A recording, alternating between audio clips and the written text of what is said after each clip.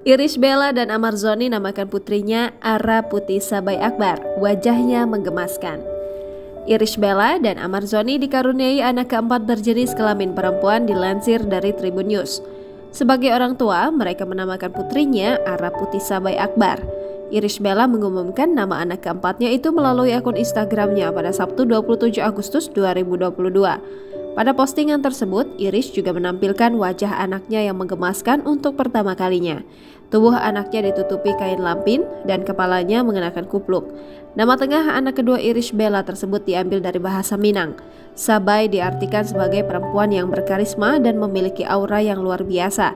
Nama Sabai juga ada dalam cerita rakyat, yaitu Sabai Nan Aluih, dengan harapan kelak putri Irish dan Amar ini bisa menjadi perempuan yang mandiri. Diketahui Irish Bella dan Amar Zoni dikaruniai seorang anak perempuan yang lahir pada Selasa pagi 23 Agustus 2022. Irish Bella melahirkan di Rumah Sakit Ibu Anak Bina Media pada Selasa pukul 8.49 waktu Indonesia Barat dengan cara operasi sesar.